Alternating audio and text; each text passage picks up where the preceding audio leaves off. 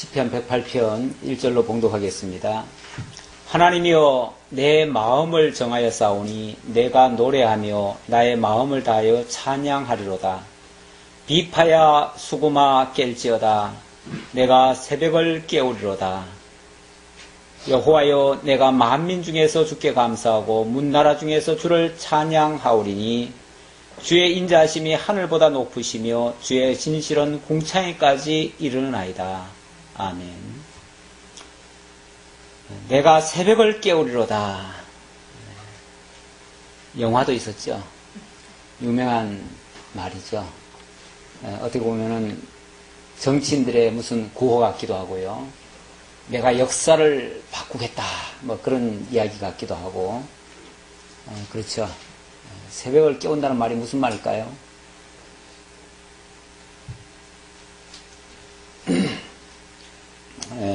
좀 전에 우리 복음송 중에서 내 속에 있는 것들아 다 찬양하라 그랬는데 내 속에 있는 것들이 뭐죠? 내 속에 온 장기들까지도 다 뭐 한다는 거죠? 주를 찬송하는 도구로 쓴다는 거죠. 하나님을 알고 나면 하나님의 은혜의 그 크고 높고 위대함을 발견하고 나면 이 입으로만 찬양하는 게 이게 너무 약소해요. 그렇잖아요? 너무 작아요. 이 입으로 얼마만큼 찬양하겠어요. 그러니까 있는 도구란 도구는 다 끄집어내가지고 다 하고 싶어요. 정말 내 속에 있는 것들, 물론 거기는 뭐 우리 중생한 영으로부터 출발하겠지만 이 입술 요거 하나 가지고 찬양하기에 너무 적다는 거죠. 그러니까 내 속에 있는 모든 것들, 내 이 손발, 내 모든 자관, 나올 수 있는 모든 도구란 도구는 다 끄집어내가지고 하나님 찬양하고 싶다는 거죠. 그만큼 하나님에 대한 찬양거리가 크고 높고 위대하다는 거죠. 우리 찬양 속에 보면은 바다를 먹물 삼아도 하나님의 그 은혜는 다 찬양할 수 없다. 이런 노래도 있죠. 예. 하나님의 은혜를 열거하고 나면요. 너무 모자라요. 우리가 할 수 있는 거 다 동원해도 하나님 찬양하는 게 너무 부족해요. 그래서 있는 거라고는 다 끄집어내가지고 다 하고 싶다는 거죠. 내 몸에 있는 것뿐 아니라 밖에 있는 거라도. 그래서 비파야 수고마 깰지어다. 내가 새벽을 깨우리로다. 할 수 있는 모든 것을 다 동원해서 악기도 다 동원할 수 있고요. 그러니까 하나님 찬양하는데 어떻게 해야 된다, 요렇게만 해야 된다 한정할 수 없는 거예요, 사실은. 우리 한때는 복음송을 우리가 교회에서 부를 수 있느냐 없느냐 그거 가지고도 한참 논쟁이 있었는데 사실 하나님 찬양하는데 뭐가 제한을 둘 게 뭐가 있어요. 우리가 할 수 있으면 모든 걸 다 동원해야지요. 다 동원하고 또 환경적으로 좋은 환경이든 나쁜 환경이든 그게 무슨 상관이 있어요. 지금 하나님 앞에 하나님의 은혜를 깨닫고 찬양하는데 좋으면 하고 안 좋으면 안 하고 좋고 안 좋고는 내 입장이지 하나님 앞에는 그게 하나도 걸릴거리가 없어요. 이 새벽이라는 의미는 어떻게 보면은 어두운 밤이 지나고 깊은 밤 어떤 터널 같은 것을 지나고 그리고 새로운 새벽의 새 아침을 맞이하는 거거든요. 그런데 어찌 보면 그 어두운 환경, 어두운 그 모든 시대 그런 것들을 다 지나서 그런 환경을 거치고 정말 새날을 맞이해서 하나님을 찬양한다는 거예요. 다시 말하면 모든 환경을 다 극복하고 모든 어려움을 다 헤쳐내고 이기고 그리고 기어코 하나님을 찬양하겠다는 거예요. 하나님 찬양하는데 무슨 걸림돌이 있느냐는 거죠. 어둠이 무슨 의미가 있고 밤중이 뭐가 문제가 있냐는 거죠. 어떤 어려움인들 하나님 찬양하는데 걸릴 거 없다. 결국은 다 새벽은 오고야 말고 다시 말하면 하나님의 약속된 승리는 보장된 것이고 반드시 있을 것이고 우리의 찬양은 막을 길 없다. 그게 어떤 의미에서 이 시인이 말하고 있는 내가 새벽을 깨우리로다 하는 그런 의미죠. 그러니까 이게 꼭 좋아서만이 아니라 하나님께서 그만한 결국은 하나님께서 드러내 보여주신 그 영광의 큼을 지금 더 강조하는 얘기예요. 하나님의 은혜 영광이 너무 크니까 그걸 표현할 수 있는 모든 방법 다 동원하고 설령 그게 우리를 가로막는 어떤 시련이 있다 할지라도 그걸 극복하고라도 하나님을 찬양하겠다 그 얘기죠. 자, 그렇게 하기 위해서 하나님이여 내 마음을 정하여 싸우니 내 마음을 정했다. 어떻게 보면 뚝심이랄까요? 하나님이 원래 인생은 원래 갈대라고 그랬죠. 갈대라고 그래가지고 굉장히 연약합니다. 다시 말하면 환경의 지배를 많이 받고 한 조그만 어려움만 있어도 금방 좋다가도 금방 또 나쁜 걸로 바뀌고 솔직히 말하면 내일 일도 몰라요. 내일 어떻게 될지 몰라. 그러니까 우리가 마음을 하나로 정하고 그대로 실행에 옮긴다는 거 쉬운 일은 아닙니다, 사실은. 왜냐하면 너무나 잘 변하니까. 그리고 내 마음 나도 모를 정도로 나도 변하니까. 환경만 바뀌는 게 아니라 나도 바뀐다니까요. 그러니까 어떤 환경 속에서도 어떤 나의 변화 속에서도 하나님을 변함없이 찬양한다고 하는 거는 이거는 마음이 아주 확고하게 자리 잡은 거죠. 자리 잡았을 때 가능한 얘기죠. 그래서 내 마음을 정하였다는 말은 어떤 환경에도 흔들리지 않고 어떤 어려움이 와도 하나님 찬양하는 일은 놓치지 않겠습니다. 라고 하는 어떻게 보면 서원 같은 이야기죠. 하나님이여 내 마음을 정하여 싸우니 내가 노래하며 나의 마음을 다하여 찬양하리로다. 마음이 그렇게 확정됐기 때문에 어떤 환경에서도 내 찬양 그칠 수 없습니다. 내 노랫말을 뺏을 수 없습니다. 하나님의 사랑을 깨달았는데 하나님의 은혜를 깨달았는데 그 무슨 위협적인 세력이 나의 이 찬양을 막을 수 있겠습니까? 막을 수 없습니다. 그 얘기죠. 그래서 비파야 수구마 깰지어다. 왜 가만히 있느냐 그 말이죠. 깬다는 말은 잠자코 내버려 두는 게 아니라 다 동원하는 거죠. 다 일으켜 세우는 거죠. 그래서 모든 것을 다 총동원해가지고 내가 할 수 있는 모든 영역을 다 총동원해가지고 하나님 찬양하는 데에 사용한다는 거죠. 하나님을 진실로 깨닫고 나면 어떤 핑계가 사실은 나를 어떻게 할 수가 없습니다. 나를 변화시킬 수가 없습니다. 핑계거리가 없어지는 거죠. 없어지고 어떤 환경에도 어떤 조건에도 나는 변함없이 하나님에 대한 신뢰, 믿음, 소망 그것을 간직하고 또 내게 주어진 일을 묵묵히 감당해낼 수 있는 그런 하나의 원동력이 되어집니다. 여호와여 그리고 여기 새벽을 깨운다는 이 말은 물론 문자적으로는 이제 그런 의미고 이것도 일종의 이제 뭐라고 할까요? 비유적으로 얘기를 했다고 할까요? 그렇게 이제 설명을 하고 이것이 또 예언적으로는 새벽을 깨운다는 말은 결국은 그 새벽에 그 어둠의 세력이 다 지나가고 어둠의 그 위협적인 역사 속에서도 반드시 약속된 새벽은 온다는 얘기고 그 약속된 새벽의 주인공은 바로 예수 그리스도가 됩니다. 그래서 예수 그리스도가 어둠의 권세에게 붙들려 가지고 죽임을 당하죠. 그리고 제3일 새벽에 부활하시죠. 그래서 사망아 네가 삼킨 게 뭐냐? 율법아 네가 정죄하는 게 뭐냐? 사망인데 그 사망 내가 이겼다. 예수님이 그렇게 선언하시죠. 사망을 내가 이겼다. 새벽을 그리고 깨우신 거 아닙니까? 어둠을 다 무너뜨리신 거 아닙니까? 그리고 승리하실 것.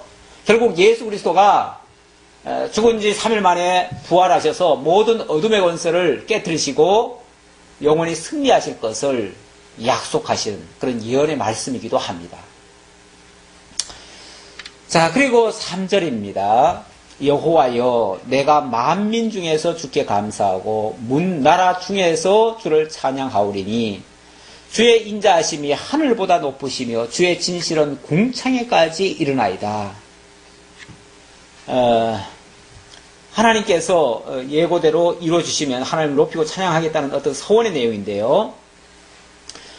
만민 중에서 주께 감사하고 문나라 중에서 주를 찬양한다. 그 말은 만민에게 지금 시달리고 있고 문나라에게 지금 어찌 보면 어려움을 당하고 있는데 그 중에서 하나님이 당신의 역사를 보이셔서 찬양하게 하신다는 그런 이야기예요.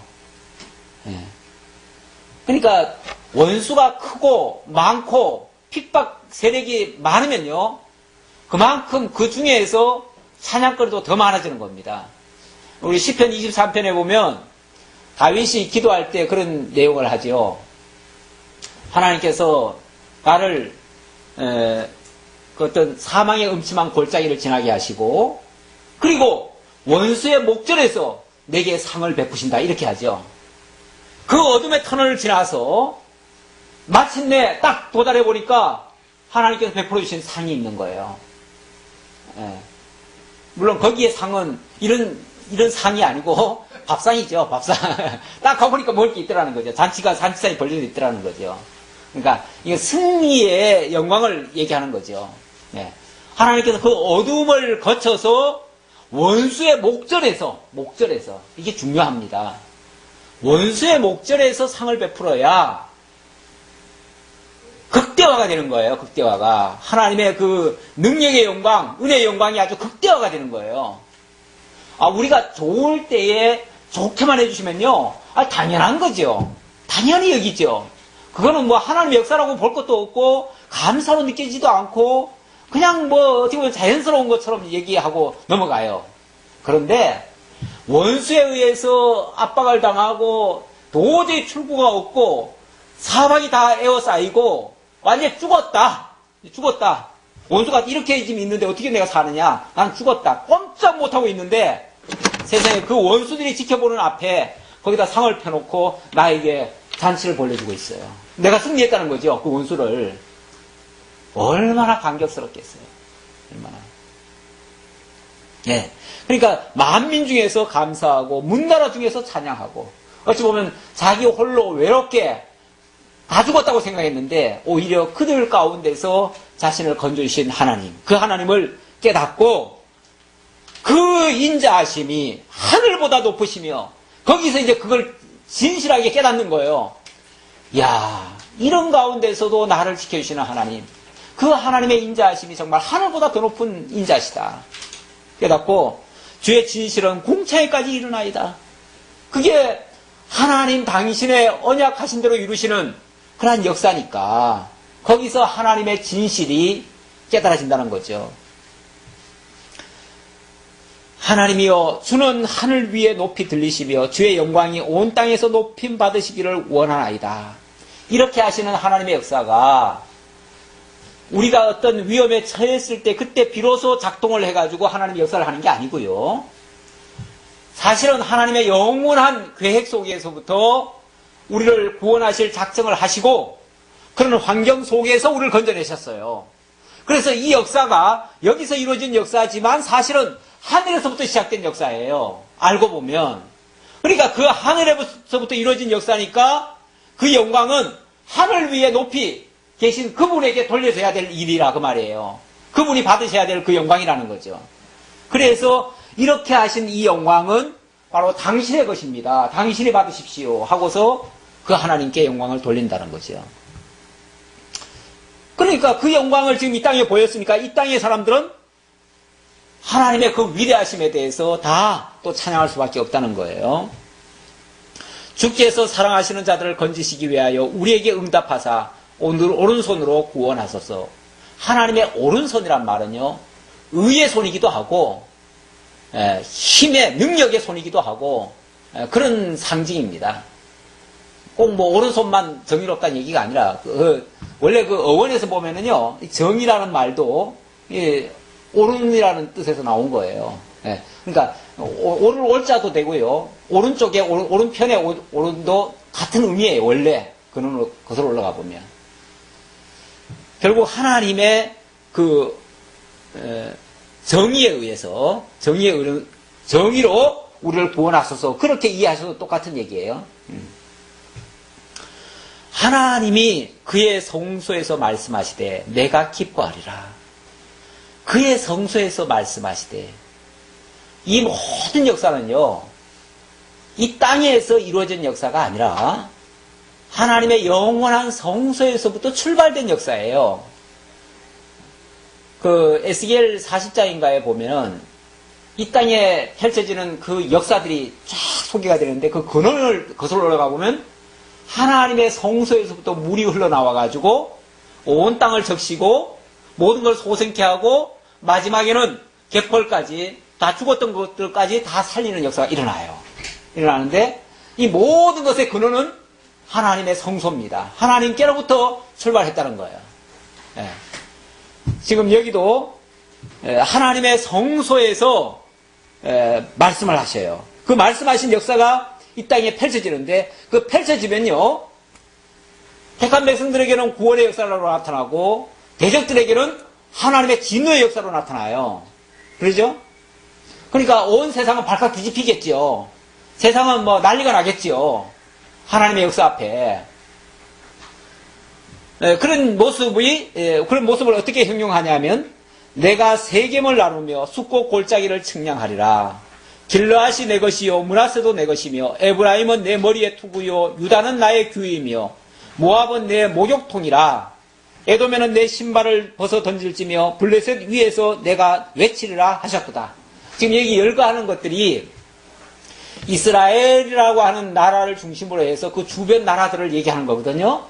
그러니까 이스라엘, 특히 그 중에서도 유다는 나의 규이며 이런 말도 했는데, 에브라임은 나의 머리에 투구고 므낫세는 내 것이고 길르앗은 또 내 것이고, 이건 다 이스라엘입니다. 쉽게 말하면 이스라엘 언약 자손을 하나님께서 거기 왕도 세우시고 제사장도 세우시고 또 뭐 나라를 다스리게도 하시고 이렇게 하시고, 주변 나라들은요, 그들을 대적하는 나라들이에요. 대적하는 나라들은 그들을 핍박하고 괴롭히고 죽이고 이렇게 하는데, 결과는 어떻게 되는가? 하나님이 그 대적들을 나누시기도 하고 쫓아내시기도 하고 뭐 죽이시기도 하고 거기서 내 백성들을 건져내시기도 하고 이렇게 하신다는 거예요.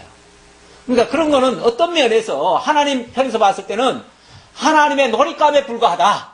한마디로 말하면. 지금 여기 뭐라고 그랬습니까? 9절에 보니까 모압은 내 목욕통이라. 에돔에는 내 신발을 벗어 던질지며 블레셋 위에서는 내가 외치리라. 하나님이 당신 역사 보이시기 위해서 목욕탕처럼 쓰기도 하고, 또 신발 벗어 던지어서 부정한 거 뭐 깨끗하게 하는 일도 하고, 블레셋 위에서 내가 외친다고 그랬으니까, 외친다는 말은 승리의 깃발을 날리고 내가 여기서 그냥 선언한다는 거죠. 너희들은 내가 다 다스렸다. 너희들 다 죽인다. 내가 뭐 하나님이 자고 당신 정하신 대로 그렇게 역사를 하신다는 거예요. 이런 역사를 보이시면서 하나님의 살아계심을 증거하고 하나님의 능력의 위대하심을 만들어내시는 거예요. 그래 놓고 10절에 보니까, 그러니까 이 세상에 있는 이 원수들, 악한 자들, 이거 하나님의 능력이 모자라서 내버려두는 게 아니고요. 당신 영광 보이시려고, 그렇게 할 때 영광이 나타나잖아요. 하나님 역사가 나타나잖아요. 그러니까 하나님의 당신 영광 보이시려고 그들을 존재하게 하고 당신 영광의 계시 도구로 사용하고 있다. 그렇게 이해하시면 됩니다. 10절입니다. 누가 나를 이끌어 견고한 성으로 인도해 드리며 누가 나를 에돔으로 인도할꼬. 인간들 생각으로는요, 이런 어려움 속에서 누가 나를 건져낼 수 있겠느냐, 회의적일 수 있죠. 왜냐하면 환경을 보면 도저히 헤어나올 수도 없고 우리가 감당이 안 되죠. 그러나 11절 보니까 하나님이여 주께서 우리를 버리지 아니하셨나이까. 하나님이여 주께서 우리를 군대들과 함께 나아가지 아니하시나이다. 하나님이 내버려 두시면, 아니면 대적에게 맡기시면 어쩔 수 없이 저들에게 포위되고 저들에게 그들의 말발굽 아래에 짓밟히게 되고 그렇게 되겠죠. 되는데 또 하나님께서 건지시면 달라지죠. 상황이 역전이 되어지고 오히려 하나님의 영광이 크게 드높이 드러나게 됩니다. 12절 우리를 도와 대적을 치게 하소서. 사람의 구원은 헛됨이니이다. 우리가 하나님을 의지하고 용감히 행하리니 그는 우리의 대적들을 밟으실 자이심이로다. 그런 환경 속에다 집어넣고 하나님의 백성들로 하여금 기도하게 하시고 하나님만이 진정한 참된 구원자임을 고백하게 만들고 그리고 용감하게 행해서 결국은 대적을 밟으시는 그러한 역사를 하나님이 도출해 내실 겁니다. 그게 우리들의 믿음이고 우리들의 소망입니다. 그걸 깨닫는 사람들은 하나님을 찬양하지 않을 수가 없습니다. 하나님 결국 찬양하게 하시려고 그런 환경 속에 주셨다가 이끌어내시는 그런 역사를 하시고 대적들은 원수를 갚으시는 그런 역사를 하십니다. 결국 이 모든 것은 하나님의 영광을 보이시고 자기 백성들로 하여금 찬양케 하시려는 그러한 역사다라고 말씀드릴 수 있습니다. 자, 109편으로 넘어가면요. 대적을 진멸하시고 의인을 선대하신 인자를 찬양하는 내용인데요. 나의 찬송하는 하나님이여 잠잠하지 마옵소서. 하나님은 마땅히 나로부터 찬송을 받으실 분이신데 찬송을 받으실 분이 가만히 계시면 어떻게 돼요? 찬양하고 싶어도 찬양을 못 하잖아요. 그렇죠?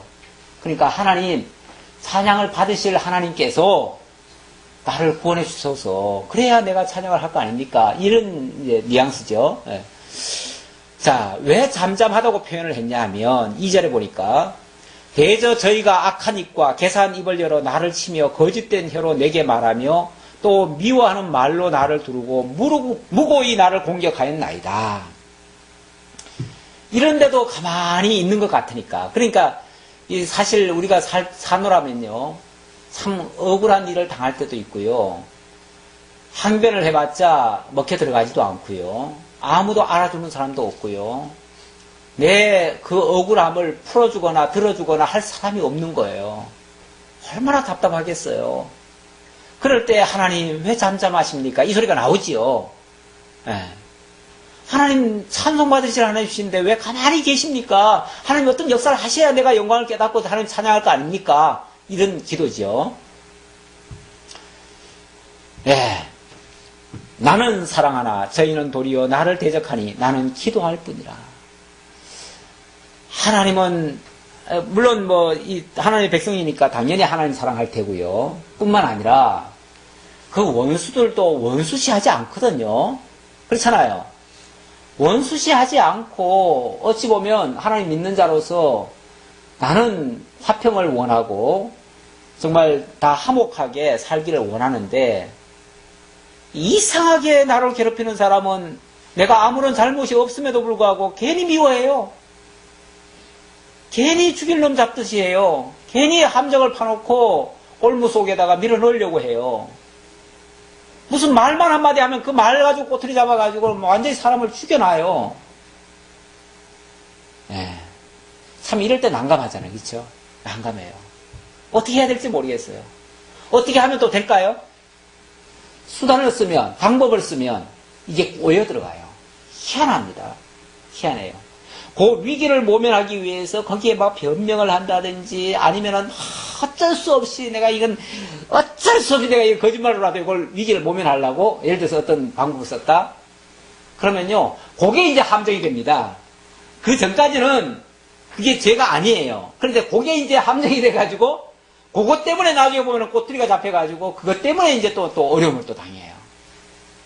그러니까 우리는 솔직히 말하면 무슨 문제가 있으면요, 대책이 없어요. 대책을 세우면 대책이 문제가 돼요, 또. 새로운 문제가 돼요. 원래 거짓말이라는 것도 그렇잖아요. 한번 거짓말을 했는데, 그거를 회피하려고 거짓말을 하면은, 또 거짓말을 또 낳게 되고, 또 낳게 되고, 나중에 가면은, 걷잡지 못하는 진짜 거짓말쟁이가 돼버리는 거죠. 처음에는 아닌데. 예. 변명도 마찬가지고, 뭐도 마찬가지예요. 그러니까, 그럴 때는요, 무슨 수를 쓰는 게 아니에요. 수가 없어요. 수를 없어요. 오히려 그때는 하나님께서 나를 어떻게 보면 어둠 속에다 밀어넣은 꼴이에요. 그럼 어떻게 해야 돼요? 예. 4절에 보니까 나는 사랑하나 저희는 도리어 나를 대적하니 나는 뭐 할 뿐이라? 기도할 뿐이라. 어떤 방법을 쓸 수가 없어요. 그냥 하나님, 우리 아사의 기도인가요? 누구 기도인가요? 하나님 아시죠? 하나님 아시지 않습니까? 그 말밖에 할 게 없어요. 내가 할 거 아무것도 없고 내가 할 방법이 없고 하나님은 다 아시잖아요. 하나님 보시옵소서, 들으시옵소서, 저 원수들이 하는 말을 들으십시오. 하나님 앞에 얘기하는 거죠. 하나님 좀 보세요. 내가 무슨 말 한들 통하겠습니까? 내가 무슨 방법을 쓴들 이게 해결이 되겠습니까? 하나님이 보시고 하나님이 어떻게 하십시오? 그냥 기도할 뿐이라. 예, 참 우리가 억울할 때가 때때로 있습니다. 억울할 때가 있어요. 있는데 전에 우리 교회적으로도 노예와의 약간의 어떤 갈등이 있었을 때 제가 무슨 변명 삼아 뭘 얘기를 한 게 있어요. 있는데 나중에 보니까 그게 꼬투리를 또 잡더라고. 그 말이. 그래가지고 이전에 있었던 거는 아무 문제가 아니에요. 문제가 아닌데 그것이 빌미가 돼가지고 그걸 꼬투리를 해가지고 결국에는 불이익을 주고 그렇게 하더라고요. 그때도 이제 그런 걸 많이 느끼긴 느꼈죠. 아, 이게 뭘 할 게 아니었는데 가만히 있어야 되는데 그냥 가만히 있는 게 상책인데 뭘 하니까 오히려 문제가 됐다라는 것을 느꼈습니다. 가만히 있으면 하나님 역사를 보는 거죠. 사실은 모세가 이스라엘 백성들을 애굽에서 인도해 냈을 때 갑자기 홍해가 앞에 딱 닥쳤잖아요. 홍해가 닥치고 양쪽 옆에는 하나님 또 하필이면 좋은 길로 가는데 갑자기 돌쳐가지고는 요리 가라 그래요. 그래가지고 빅돌과 비아이로 사이로 싹 갔더니 앞에 보니까 홍해가 딱 나타나는 거예요. 근데 양쪽은 지금 쉽게 말하면 산이 있잖아요. 산이 있으니까 산 사이길로 가고 있는 중인데 갑자기 홍해가 딱 나타나니까 꼼짝없이 이제 뒤로 돌아가야 되잖아요. 근데 돌아가려고 보니까 애국 병사들이 쫓아오고 있어요. 이거는 완전히 이게 사면 초가지요. 사면 초가. 혼에 몰렸지요. 이제 열린 곳이라고 저 하늘밖에 없어요. 하늘밖에 없어가지고 하나님 어떻게 된 겁니까? 그러니까 막 백성들은 막 원망이 터져 나왔어요. 우리를 다 죽이려고 그냥 요 함정에다가 지금 집어넣느냐. 우리가 그냥 왜 여기까지 끌고 왔느냐. 그러면서 막 지도자를 지도자 욕을 하고 난리가 났지요. 거기서도 어떻게 할 방법이 없어요. 하나님 어떻게 할까요? 뒤로 돌아갈 수도 없고 앞으로 갈 수도 없고 옆으로 갈 수도 없고 꼼짝 못하는데 어떻게 할까요? 그랬더니 이게 뭐가 있느냐. 지팡이 하나 있는데요. 지팡이 들어다가 바다를 향해라. 그래서 바다를 딱 향했더니 이게 놀라운 역사가 일어났잖아요. 갑자기 바닷물이 쫙 갈라져 버리잖아요. 그리고는 백성들이 다 지나갔잖아요. 지나가고 나서는 다시 바다를 향해서 지팡이 이렇게 내밀으라. 그래 내밀었더니 뒤쫓아오는 애국 병사들을 그냥 물에 다 빠뜨려 죽여버리잖아요. 하나님의 놀라운 역사가 일어나 버렸잖아요. 그러면서 하나님이 그러셨어요. 그때 가만히 있어서 하나님이 어떻게 하시는지 보라. 그 말을 했죠. 하나님이 어떻게 하시는지 보라. 그러니까 그게 하나님의 영광을 보여줄 기회라는 거예요. 우리를 사면 초가에 빠뜨리시면 하나님의 역사를 보여줄 기회가 왔구나. 신기하게 바라보시며 기다리셔야 돼요. 그러면 하나님의 역사가 나타날 수 있어요. 그러니까 그럴 때 우리가 참 초연해야 되는데 웃어야 되는데 하나님 이 참 재밌는 일이 있겠구나. 하나님의 역사를 보겠구나. 하나님 참 감사합니다. 내게 이런 역사를 보여주시다니요. 그러면서 사실은 우리가 기다리면 참 좋은데 그러니까 상대방에게도 나를 막 욕하는 원수들에게 웃어야 돼요. 사실은 웃어야 그 상대방이 기가 죽죠. 그래야 되는데 우리가 웃질 못하면 내가 자칫하면 내가 질 수가 있어요. 내가 말려 들어갈 수 있어요. 왜냐하면 그게 어떻게 보면 나를 지금 빠뜨리려고 하는 함정이거든요. 그렇잖아요. 나를 지금 위협 주고 겁주는 거 아니에요. 겁주는데 내가 자칫하면은 내가 말려 들어가요. 말려 들어가는데 그럴 때 빙긋이 웃으면서 그렇게 이제 아주 조연하게 얘기를 해버리면 상대방이 기가 죽지요. 우리가 하나님의 역사를 볼 수 있는 그런 기회가 종종 올 겁니다. 우리 사느라면 뭐 별의별 다 당하지요. 별의별 당하는데 자관 답답한 거는 억울한 소리 들을 때가 제일 답답해요. 그보다 더 답답한 일은 없어요. 우리가 죄 짓고 당하는 건 아무것도 아니에요, 그거는. 그거는요, 한편으로는요, 시원해요. 왜? 죄값 치르니까. 한편으로는 시원해요. 당할 때는 아프긴 하지만 시원해요. 그런데 억울한 소리 들으면 이건 정말 죽고 싶은 얘기예요. 그런데 그거를 하나님의 역사 볼 기회라고 생각하면 또 이거 역시 또 즐겁지요, 사실은. 네. 그렇게 우리가 그런 지혜가 있는 것이 좋겠습니다. 자, 5절입니다. 저희가 악으로 나의 선을 갚으며 미워함으로 나의 사랑을 갚았사오니. 우리가 뭐 잘못해가지고 그들이 악하게 나오는 게 아니에요. 우리가 선으로 대했지만 저들은 악으로 나와요. 그러니까 억울하죠, 사실은. 내가 잘했는데 욕먹으니까. 잘했는데 욕먹으면 얼마나 억울해요. 근데 왜 교회에서도 그런 일이 있잖아요. 선을 행하다가 낙심할 때가 있잖아요. 억울한 소리 들으면 얼마나 낙심이 되겠어요. 그냥 열심히 하려고 했는데 뭐가 자꾸 브레이크 걸리고 그러면 얼마나 속상하겠어요. 그러니까 이제 성경에서 그러죠. 선을 행하다가 낙심하지 말지니 그러죠. 낙심하지 말지니. 왜냐하면 선을 행했으면 하나님께서 그 선의 열매를 맺게 하시려고 난관을 한번 주시는 거죠. 주시는데 그런 걸 우리가 모르면은 낙심을 또 하게 돼요.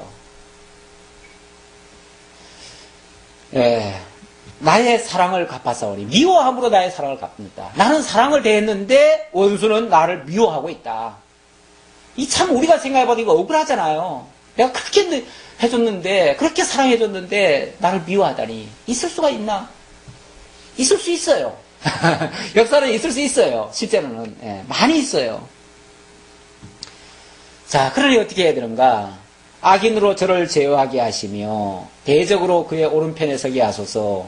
저가 판단을 받을 때 죄를 지고 나오게 하시며 그 기도가 죄로 병케 하시며 그 연수를 단촉케 하시며 그 직분을 타인이 취하게 하시며 그 자녀는 고아가 되고 그 아내는 과부가 되며 그 자녀가 유리 구걸하며 황폐한 집을 떠나 빌어먹게 하소서. 어떻게 들으면 저주하는 말 같죠. 사실은 뭐 저주죠. 저주는 저주인데 이게 나를 그럼 괴롭히면 저주하라 그 소리로 들리나요? 사실은 이 구약에 이런 말씀들이요. 한편으로는 뭐라고 그랬죠? 예언의 말씀이라고 말씀드렸죠. 예언의 말씀. 그러니까 내가 꼭 그렇게 비는 게 아니고요. 내가 꼭 그렇게 안 빌어도 쉽게 말하면 신약에 와서는 예를 들어서 악을 선으로 대하라고 그러죠. 악한 자를 선으로. 사실은 오늘 오전에도 그 말씀이 있어요. 있는데 내가 그 진도가 그만큼 못 나가서 그런데 악을 선으로 대하라고 그래요. 원수를 저주하지 말라고 돼 있어요. 원수까지도 저주하지 말래요. 그러면서 원수가 갚는 것이 내게 있으리 이렇게 나옵니다. 왜 우리가 그렇게 안 해도 되느냐 하면 원수가 갚는 게 누구에게 있다? 그분께 있다는 거예요. 너는 이 호소를 하면 이 억울한 걸 하나님 앞에 그대로 안 하면 내가 원수 갚아주겠다 그 얘기예요. 다시 말하면 이런 저주를 누가 한다는 거예요? 하나님이 하시겠다는 거예요. 내가 이렇게 저주할게. 쉽게 말하면 이렇게 저주할 테니까 너는 내게 기도할 뿐이라 기도만 해라 그 말이에요. 너는 기도해라. 그럼 내가 이렇게 저주해 줄게. 원수 갚아줄게 그 말이에요. 그러면 그 원수가 어떻게 될 것인가? 원수는 결국은 악한 길로 들어가요. 그리고 죄를 짓게 돼요. 그리고 연수가 단축게 돼요. 그들이 하던 짓은, 그들이 하던 직분은 타인이 취하게 돼요. 그 자녀는 고아가 되고 아내는 가부가 되고 자녀는 유리구걸을 하면서 한패한 집을 떠나서 빌어먹게 돼요. 될 겁니다. 이게 이제 아까 또 예언의 말씀이라고 그랬죠. 예언의 말씀인데 결국은 악인은 이렇게 망하게 될 거다 그 말이에요. 정말 억울한 소리하고 의인을 괴롭히고 핍박하고 까닭없이 핍박하는 그들에게 하나님이 이렇게 원수 갚아준다 그 얘기예요. 갚아주는데 이게 직접적인 예언의 말씀으로는 가룟 유다. 여러분 가룟 유다를 예수님이 사랑했습니까? 사랑했죠. 끝까지 사랑했어요. 진짜 끝까지. 그 자기를 판다고 할 그때도요. 친구여 네가 할 일을 어서 행하라 이렇게 얘기하셔요. 얼마나 원수를 선대하십니까? 그렇죠? 그런데 무고히 하나님의 사랑을 받는 정말 그 사랑을 받은 그가 무슨 짓을 해요? 팔아먹는 그 엄청난 정말 대적의 역할을 하고 있어요. 그래도 예수님 입에서는 한마디도 저주한 적이 없어요. 오히려 불쌍히 여겼죠, 불쌍히. 그래서 차라리 나지 아니하였다면 참 좋았을 텐데 왜 나와가지고 이렇게 고생하느냐, 왜 이 악역을 하느냐, 참 안 났으면 차라리 좋았을 것을, 그렇게 말씀하시죠. 안타까워하고 불쌍히 여겨요. 예수님이요, 당신 자신을 위해서 운 적은 없어요. 사실은 운 적은 없어요. 근데 예수님이요, 자기를 이해하지 못하고 그 엉뚱한 거를 위해서, 그래서 예수님 그러잖아요. 그 여인들이 쫓아오면서 우니까 나를 위해서 울지 말고 너희 자녀들을 위해서 울라, 그렇게 얘기를 하죠. 그리고 예수님이 그 믿음 없는 것을 보시고 울으셨다, 그런 말은 또 있어요. 그러니까 예수님이 자기를 위해서 우시는 게 아니라 정말 믿음 없고 이해 못하고 깨닫지 못하고 엉뚱한 짓 하고 이런 자들을 향해서 불쌍히 여기셔서 우셨어요. 예수님이 몇 번 우셨어요. 예수님이 몇 번 우셨는데 그럴 때마다 우셨어요. 그런데 그렇게 정말 예수님은 사랑을 했음에도 불구하고 그 사랑을 받은 가룟 유다가 아무 어떻게 보면은 이유 없이 예수를 결국 팔아먹고 결국은 십자가에 못 박아 죽이는 데까지 끌고 가고 이렇게 하잖아요. 그래가지고 그러니까 어떻게 됐는가, 결과가 그의 연수가 단축됐죠. 어떻게 됐죠? 자살했죠. 자살했어요. 그래서 그리고 그의 직분은 어떻게 됐죠? 그의 직분은 다른 사람이 다시 또 제비 뽑아서 취하게 됐죠. 초대교회 첫 번째 가룟 유다 대신 다른 직분을 취하는, 딴 사람이 직분을 취하는 사건이 그래서 일어납니다. 결국 이 말씀 그대로 되는 거죠. 그러니까 이것은 결국 정말 사랑하시고 의로우신 예수 그리스도를 무고히 해방하고 미워하고 죽이고 하는 그런 자들이 이런 저주를 받게 된다라고 하는 그런 예언의 말씀이에요. 예언의 말씀이고, 그럼에도 불구하고 예수님은 끝까지 저들을 사랑하셨다는 하나의 그런 예언의 말씀이 돼요. 조금 더 이어지는 말씀인데요. 고리대금하는 자로 저의 소유를 다 취하게 하시며 저의 수고한 것을 외인이 탈취하게 하시며 저에게 은혜를 계속할 자가 없게 하시며 그 고아를 연율할 자도 없게 하시며 그 후사가 끊어지게 하시며 후대에 저희 이름이 도말되게 하소서. 결국 가룟 유다의 결말은 이렇게 됐죠. 이렇게 됐고 이렇게 될 것을 가리키는 예언의 말씀이다. 그리고 꼭 그 사건이 아니라 할지라도 하나님의 택한 백성들을 무고히 괴롭히는 자들에게 하나님께서 결국은 그렇게 역사를 하신다는 거예요. 그러니까 그런 걸 가지고 우리가 불쌍히 여길 일이지 그 원수를 우리가 갚으려고 해서는 안 된다. 할 필요도 없다. 원수 갚을 필요도 없다.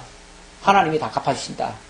그러니까 우리는 하나님 앞에 기도하면 된다. 이것을 교훈으로 우리에게 다가오는 겁니다. 그러니까 아까 말씀은 직접적으로는 예수 그리스도에 대한 예언이고요. 그것이 우리에게 가르치는 교훈은 우리도 그런 일을 당했을 때 우리는 하나님 앞에 기도하면 된다라는 그런 교훈이 된다, 그 얘기죠. 여호와는 14절입니다. 그 10조의 죄악을 기억하시며 그 어미의 죄를 도말하지 마시고 그 죄악을 항상 여호와 앞에 있게 하사 저희 기념을 땅에서 끊으소서. 아까 원수들 얘기죠.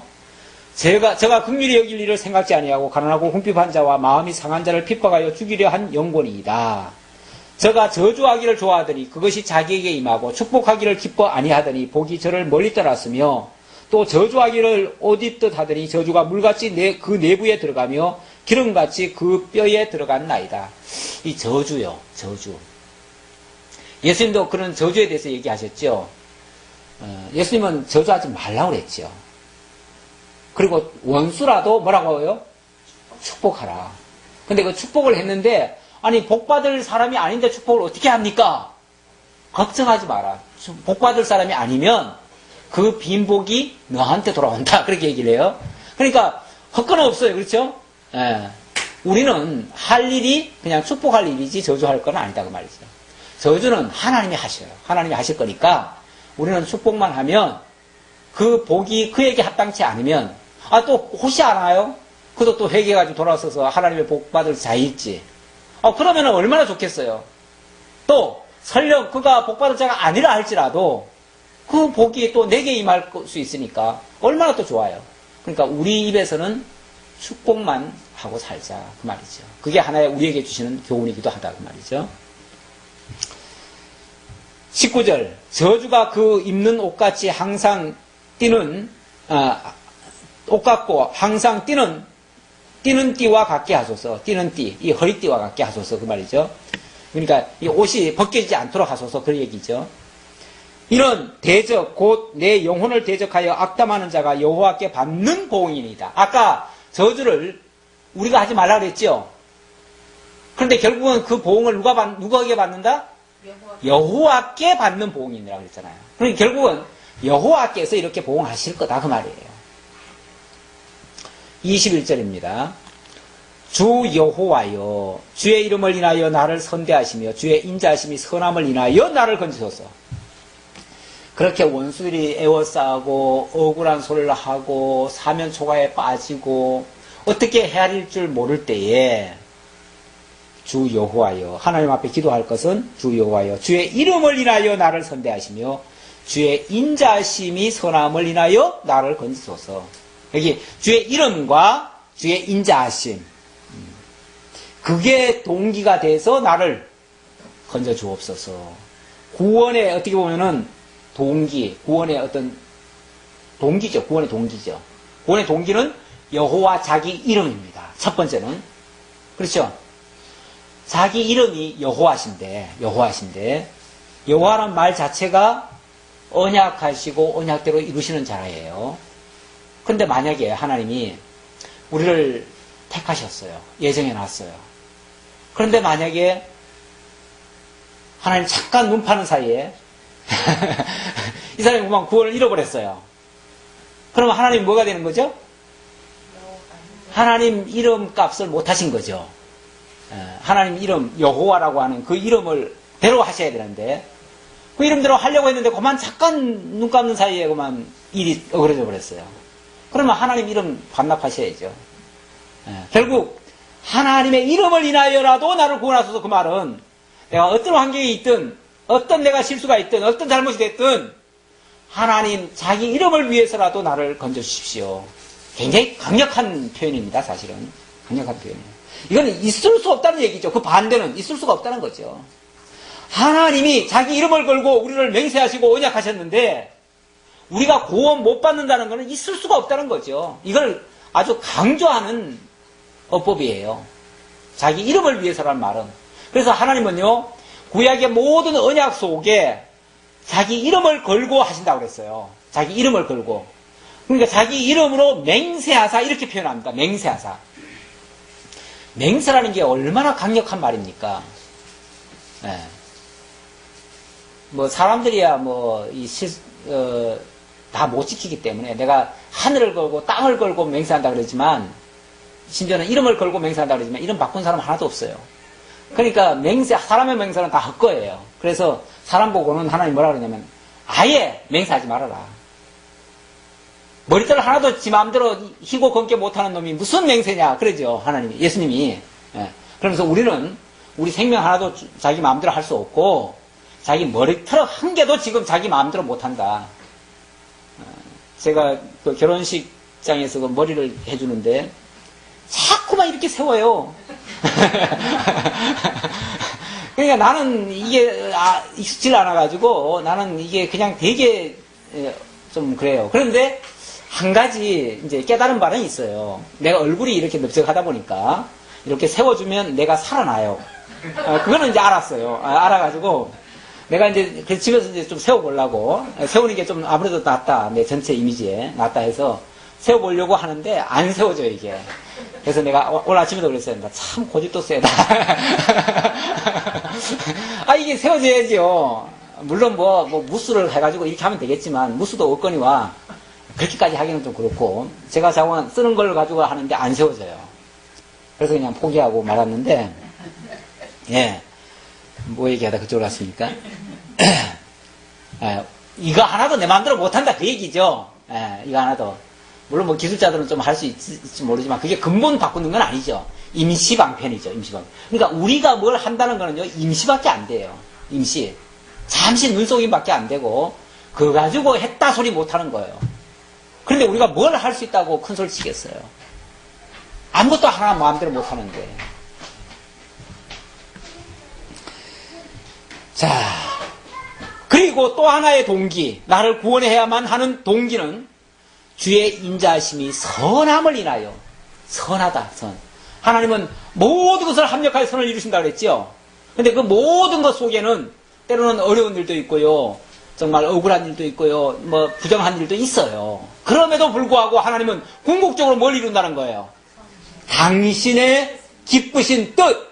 그게 선인데 당신의 기쁘신 뜻을 기어코 이루어야 만다 그 말이죠. 그게 우리 구원하는 동기예요. 한마디로 말하면 당신의 뜻에 있는데 그게 하나님의 사랑이에요.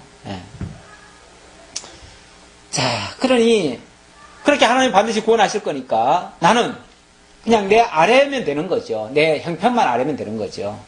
나는 가난하고 궁핍하여 중심이 상함이니이다. 그렇죠. 나는 어떻게 할래야 할 힘도 없고 돈을 써서 할 수도 없고 힘을 백도어 쓸 수도 없고 나는 아무것도 없어요. 나는 가난하고 궁핍한 자일 뿐이에요. 그래서 막 마음이 답답하고 괴롭고 안 돼요. 그래서 마음이 상할 뿐이에요. 나의 가는 것은 석양 그림자 같고 또 메뚜기 같이 불려가 오며 그래서 곧 죽을 것 같아요. 그렇죠? 석양 그림자라는 말은 그림자 조금 있으면 다 져버리잖아요. 곧 죽는다 그 소리죠. 나는 곧 죽을 것 같다는 거죠. 금식함을 인하여 내 무릎은 약하고 내 육체는 수척하오며 나는 또 저희의 해방거리라. 저희가 나를 본즉 머리를 흔드나이다. 아이고, 불쌍히 얘기하는 게 아니죠. 아이고, 잘 죽는다. 다 죽어가는 모습 보고 조롱하고 있다는 거죠. 그런데 그 원수들이 조롱하는 모습이 얼마나 또 속이 상합니까? 중심이 상하죠. 그런 일을 당하면 고통스럽지요. 근데 우리 하나님이요, 우리를 어렵게 할 때는요, 이렇게 하셔요. 이런 모습도 사실은 예언의 말씀이기도 합니다. 예언의 말씀. 예수님이 십자가상에 매달리실 때, 큰 원수들이, 예수님은 진짜 잘못한 게 하나도 없지만, 오죽하면 그 재판관조차도 뭐라고 그랬어요? 빌라도가, 재판관이, 아무리 찾아봐도 이 사람에게서 죄를 찾지 못하겠노라. 이 사람은 무죄하다. 그럼에도 불구하고 죽이라고 막 아우성을 치니까, 그래, 나는 이 사람의 죽음에 대해서 나는 무죄하다. 그러면서 자기는 손을 씻어버리죠. 이 책임은 너희들이 다 져라. 그러니까 얘 우리가 지겠나이다 그랬죠.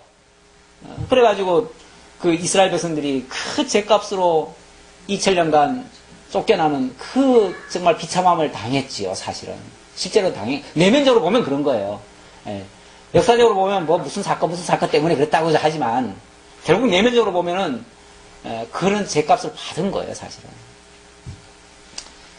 그런데 그렇게 무죄한 자를 십자가에 올려놓고는 올리기 전부터 벌써 어떻게 했습니까? 막 채찍을 치고 가시 면류관 씌워놓고 피가 철철 흐르도록 그렇게 막 얼마나 인간적으로 연약하게 만들어놔가지고 그냥 쓰러지고 또 쓰러지고 쓰러지는 걸 막 채찍질해가지고 또 일으켜 세우고 나중에는 도저히 정말 쓰러져가지고 못 일어나니까 구레네 시몬을 갖다가 강제로 끌어다가 대신 지우고 그리고는 기어코 십자가에다 못 박아서 올려놓잖아요. 올려놓고 어떻게 합니까? 네 아버지가 하나님이냐? 그러면 하나님 보고 오라 그래가지고 너 구원해달라고 그래. 조롱하고 있죠. 별별 소리를 다 하지요. 별별 소리를. 네가 그리스도냐? 그리스도면 바로 한번 역사해봐라. 그러면 믿겠노라. 별별 소리를 다 합니다. 그렇게까지 해방거리라. 나는 또 저희의 해방거리라. 저희가 나를 본즉 머리를 흔드나이다. 아이고, 이러고 있죠. 밑에서 머리를 흔들면서. 그리고는 그의 그 발가 벗겨진 그 옷들은 제비뽑기 놀이하고 막 비웃는 거죠. 조롱하는 거죠. 이렇게 될 것을 예언한 말씀이다 그 말이에요. 이것도. 자, 그리고 여호와 나의 하나님이요. 이런 일을 당하면서도 하나님 앞에 할 거는 뭐밖에 없어요? 기도밖에 없어요. 그래서 여호와 나의 하나님이여 나를 도우시며 주의 인자심을 쫓아 나를 구원하소서. 이것이 주의 손인 줄을 저희로 알게 하소서. 여호와께서 이를 행하셨나이다.